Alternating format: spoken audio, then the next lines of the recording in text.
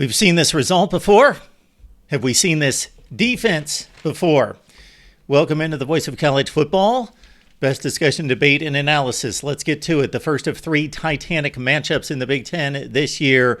Ohio State controls the clock, controls the game and the line of scrimmage, and especially in the second half. Defeat Penn State 20-12. Let's run through it. Penn State right out of the gate, 3 and out.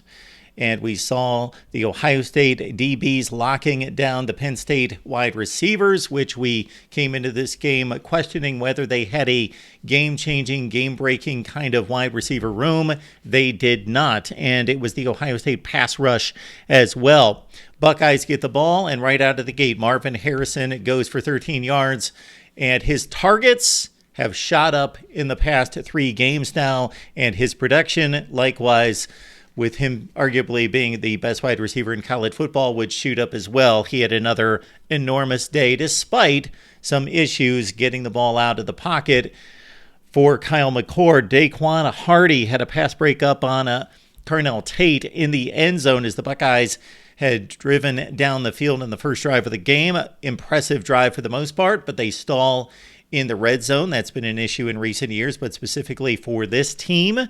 But the Buckeyes go up 3-0, and again, Daquan Hardy with 2 pass breakups on that final 2 plays, one on Julian Fleming, so the Penn State defense rises up.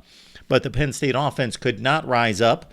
We know what's been the issue in regards to the results of these big matchups for James Franklin. He is now 3-16 against top 10 teams. He's lost to Ohio State 7 consecutive times, 1-11 for James Franklin against the Buckeyes, 0-10 on the road in these top 10 matchups. Sure, it was noted during the game that Penn State's been an underdog in all these matchups. But why have they been the underdogs? Simply because they've generally been not as good as the opponent. So I don't take that as an excuse in any such way. Drew Aller misses Keandre Lambert-Smith. Would have been a first down on the next drive. And we'll see this out of both quarterbacks, but mostly Aller.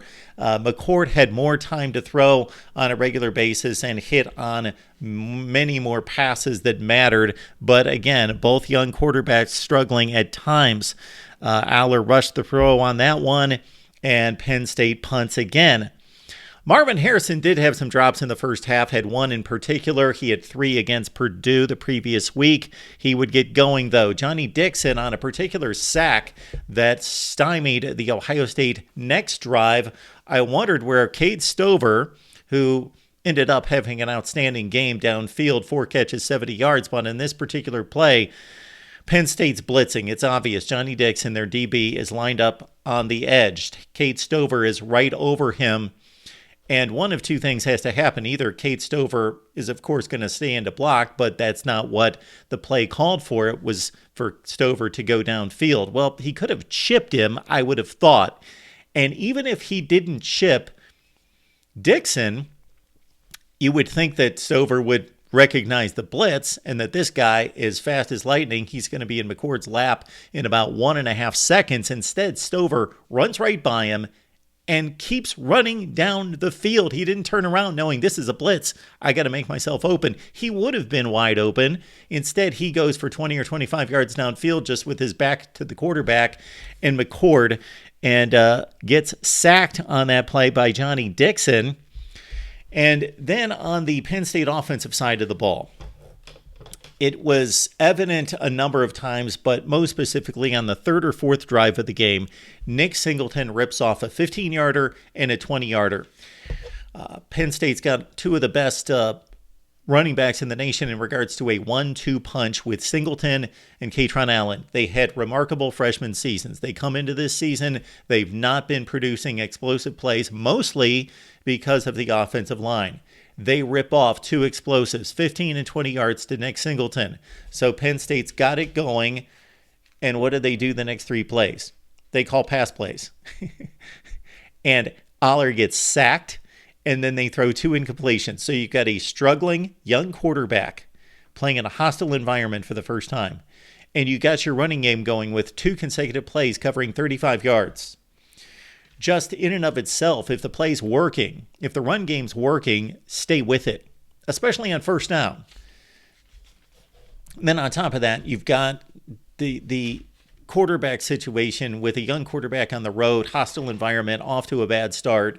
They go to the passing game, and it shouldn't be any kind of shock that they got stuffed from there. They throw it 3 consecutive times, and then they have to punt. Jahad Carter had to leave the game on a kickoff return. He was taken off. Hopefully he's okay. Third drive, Mayan Williams gets into the ball game. Chip Trainum had started for the Buckeyes, got a few decent carries. Mayan Williams coming in after that, and he proved to be the guy that could move the sticks. He didn't have an impressive box score line in any such way, 24 carries, 62 yards, but if you watched the game, when he did not bounce it to the outside and try to outrun the Penn State defense, when he stayed on his blocks and went between the tackles, Mayan Williams extremely effective in this one. Kyle McCord starts missing passes. After starting 5 for 5, he misses the next 7.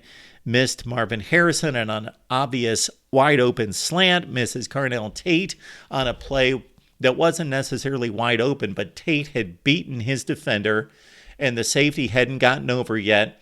And McCord tries to zip it down the seam, and he's way behind Tate on the throw. If he throws him open to the post, he probably has Carnell Tate for a huge gain, if not a touchdown. So both quarterbacks struggling at this point, McCord even more so, and again, the pass rush had something to do with Aller's struggles. Josh Proctor had a nice game for the Buckeyes. On a 3rd and 1, he breaks up a pass. And again, on 3rd and 1, this makes no sense to me. Penn State's running the ball more effectively than they're passing the ball at this point. They've got a 3rd and 1. So if you're going to take a shot downfield, take a shot downfield. That is the definition of a waist down, going for it, knowing that you're going to go for the play call on 4th down and keep the ball and not punt. However, Penn State throws a 4 or 5 yard slant. You either run for the first down because you're running effectively, it's 3rd and 1, or you chuck it downfield and you go for the kill shot. They did neither. They were going to gain 5 or 6 yards on the slant play. They should have run the ball for the first down. Then it sets up a 4th and 1, and then they didn't even go for it on 4th and 1. They punted after Proctor with a pass breakup at the line. Carnell Tate, of course, working his way into the offense. He had a diving catch that got things going. Mayan Williams, again, looking healthy. Tate whiffed on a block, however. This stymied the drive as they swung one out to Mayan Williams that could have been a play on a 3rd and 4 that would have produced a first down, but Tate whiffed on the block. That's what you get sometimes with young receivers, and Ohio State has to punt on that one. But man, the Ohio State pass rush came to play, of course, and the breakdown of the formations on defense and the way Ohio State's playing this, they seem to have found the formula of how to be aggressive in spots, how to bring pressure in spots, and still protect themselves on the back end, especially with Josh Proctor playing back and not overloading, going for it, the selling out like they did over and over again against the better teams in 2022, but still being aggressive up front. We saw blitzes from Tommy Eichenberg and others, so the Buckeyes and Jim Knowles still trying to bring pressure. Now, the Ohio State running game, again, not a thing of beauty, not explosive, but churning out yards once they got the lead. And then that was also aided by Chop Robinson, one of the best defensive players in the country, knocked out of the game in the second quarter.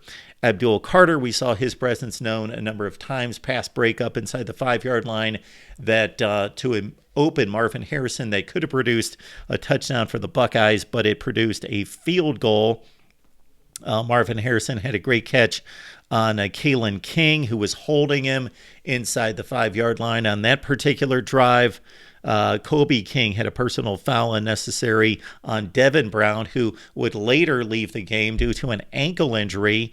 And then Mayan Williams fights, reaches, scores the game's first touchdown. It's 10-3 Buckeyes at that point.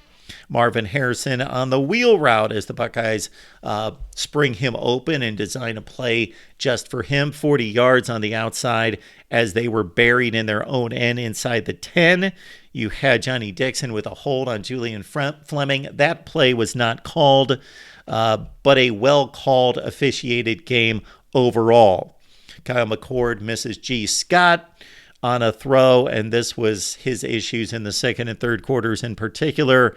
But the Buckeyes come back after they are stopped on offense. They come back on the defensive play. Penn State is stopped inside their own 10-yard line. The Buckeyes have a chance at the end of the first half to stop Penn State deep and then get the ball back with about 90 seconds left and be aggressive. However, they did give up a few first downs. They did then stop Penn State. Ohio State had 40 seconds left. They had 2 timeouts. And if C.J. Stroud, Justin Fields, Dwayne Haskins is the quarterback, they're going to go for points. But they pack it in and take a 10-6 lead to intermission. All right, Xavier Johnson with a drop on a 3rd and 9 as he gets more involved and more targets in the offense with the likes of Emeka Egbuka not able to play, and other running backs. Travion Henderson did not play today. First time Penn State got the ball in the second half, a recurring theme on a key 3rd and 2 play. Josh Proctor blows it up with a blitz. Coming after Katron Allen forces Penn State to punt again. Kyle McCord finally completes one that counts here after a long drought to Marvin Harrison on a 3rd and 4 and moves the Buckeyes downfield, but a false start against Matt Jones. Then this was just a disastrous sequence, or what could have proved to be a disastrous sequence for the Buckeyes right here. False start on Matt Jones. Josh Simmons with a hold that didn't necessarily look like a hold to me, but it pins the Buckeyes to a 2nd and 22, and then finally a 4th and 27 because they didn't have confidence in McCord completing passes on 2nd or 3rd and long. So they run the ball with Mayan Williams, and he gets thrown for losses time and time again. So the Buckeyes backed up 10-6 lead inside their own 5-yard line. 4th and 27, they punt. Jesse Mirko boots it out of there, and the punt returner, Daquan Hardy, lets the ball hit, doesn't catch it, costs his team another 25 yards. It turns out to be a 72-yard punt that flips the field. Penn State missed an opportunity. So after that exchange, the Buckeyes start to open up the offense. Kyle McCord gets in the flow. Marvin Harrison, Julian Fleming, Cade Stover with a tremendous catch. And the Buckeyes are in great shape. They get inside the red zone once again, move it inside the 10, then they bog down. They've got a 4th down. They're up at this point 10-6, trying to extend to a 2-score lead. They design a play for Carnell Tate, and that Penn State defense shows up big with speed and with preparedness because they knew what play was coming. They rushed to that side of the field. They stopped Tate, blew up the Buckeyes inside the 5, stopped the 4th down play, and stay within 1 score at that point. Penn State missed opportunity here. They get the huge stop. Nick Singleton on a 3rd and 1, they've got a perfect screen lined up for him with blockers in front. He drops the football. They've got a punt back to Ohio State, and this could have been a just sequence of back and forth field position punting game where Ohio State could have been hurting here because they had a few disastrous plays after getting stopped down near the goal line with a 4th down conversion to try to go up 2 scores on the Carnell Tate play. Then the punt hits the up man on the play, so Penn State recovers, but the Buckeye defense stands tall once again. And this proved to be the game, is that Ohio State, despite giving up good field position at times to Penn State and its offense having 3 and 4 consecutive sluggish drives or couldn't get out of their own way, the Buckeye defense bailed out the offense time and time again. And then they finally get it going. Marvin Harrison on the shallow cross. That started to be a theme of the second half. They got Harrison on a number of shallow crosses that proved to be decisive in this game. Cade Stover with another big reception. He had 4 catches for 70 yards. He went downfield, beat his man. That led to a field goal, 13-6. And at that point, 67 plays run by the Buckeyes, 44 for Penn State, and Ohio State just about doubled up the yardage, 333 to 183. Penn State right down the field with a couple first downs, got something going. And when I say right down the field, considering relative to Penn State not being able to move the ball the entire day, when they got 2 first downs, it seemed like a drive. But JTT realized it's now the second half. It's the fourth quarter at Ohio Stadium against Penn State. Let's time to get things done. JTT with the strip on beating Fashanu, the excellent left tackle and future first-round selection for Penn State, stops that drive, and Ohio State takes over at the 43, and this pretty much salted the game. So JTT and the Buckeye defense on the stop, leading by 7 points at this point, and Penn State's got to go for it in their own half of the field. Another crossing route to Marvin Harrison. That one he takes to the house, 20-6. Marvin Harrison, 11 catches, 162 on the day. Penn State had one last gasp. They're down 20-6. They missed on their first 15 third down conversions. Let that sink in. 0 for 13 on third down conversions for Penn State. They finally convert one, move the ball down the field against a tired Ohio State defense. The offense had the opportunity to seal the game, could not get the push on a third down, had to punt. So Penn State marches down the field. Aller finally gets a touchdown in the final minute of the game. Caden Saunders with a reception, onside kick. Recovered by the Buckeyes. Ohio State wins it 20-12. And this is just a new defensive team. That's all there is to it. Jim Knowles figured things out. This team did not play anywhere close to this against Penn State and Happy Valley. Gave up way too many big plays. They're not giving up explosives this year at all. Penn State should have run the ball more. They had those opportunities.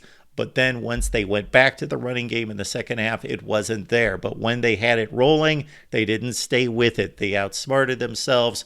James Franklin leaves Columbus in defeat once again. And that record against Ohio State is not pretty. Penn State's hope is, of course, to beat Michigan in Happy Valley, but they're going to have to figure out a lot because that Michigan team is rolling right now. And, of course, they're going to hope that Michigan then turns around and defeats Ohio State. I think that this game is showing us that there is still some separation between at least Ohio State and Penn State. Michigan probably right there with the Buckeyes, if not beyond them at this point, based on the last couple years' performance in Ohio State's, or more so Michigan's performance, and them showing to be the complete team that they are. We've got Ohio State postgame on the Buckeyes channel going on right now. We've got Penn State postgame going on with Black Shoe Diaries right here on the main channel. Check it out. And we will continue with our instant analysis, best discussion, debate, and analysis of the game we all love each and every day with you. We will see you soon.